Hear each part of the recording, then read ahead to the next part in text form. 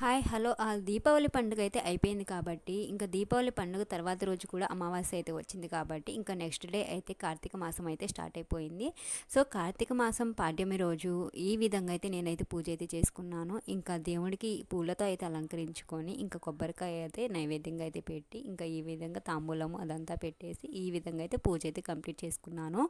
So ఇంకా పూజ అది నేను ఇంట్లో చేసుకున్న తర్వాత ఇంకా తులసి కోట దగ్గర కూడా అయితే పూజ అయితే చేసుకున్నాను.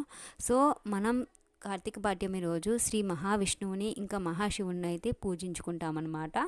సో ఈ కార్తీక పాడ్యమి రోజు విలేజెస్లో అయితే కాలువల దగ్గరికి వెళ్ళి పూజ అయితే చేసి ఆ గంగాదేవిని అయితే నమస్కరించుకుంటారు. సో టౌన్స్లో అయితే అలా అయితే వీలు ఉండదు కదా, టౌన్స్ అండ్ సిటీస్లో ఇంకా ఇంట్లోనే పూజ అయితే చేసుకుంటాము. సో ఇంకా ఇంట్లో పూజ చేసుకొని ఇంకా తులసి కోట దగ్గర పూజ చేసుకొని ఇంకా కావాలంటే మనం పంపు ఉంటుంది కాబట్టి పంపు దగ్గర అయితే పూజ అయితే చేసుకుంటామన్నమాట. సో ఇంకా పంపు అంటే ఏంటి, మనకు వాటర్ వస్తాయి కాబట్టి ఆ వాటర్ని మనం గంగాదేవిగా అనుకొని ఇంకా పూజ అయితే పంపు దగ్గర కూడా అయితే చేస్తారనమాట. సో ఇంకా నేనైతే ఇంకా ఇంట్లో పూజ అది చేసుకున్న తర్వాత ఇంకా తులసి కోట దగ్గర ఈ విధంగా అయితే పూజ అయితే చేసుకున్నాను. తులసి కోట దగ్గర అంతా క్లీన్ చేసి ముగ్గు అయితే వేసుకొని పసుపు కుంకుమల పూలతో అయితే ముగ్గుకి అలంకరించుకొని ఇంకా నువ్వుల నూనెతో అయితే పూజ చేస్తున్నాను. నువ్వుల నూనె ఇంకా ఆవు నెయ్యి ఈ మంత్లో చేయడం వల్ల చాలా అంటే చాలా మంచిది.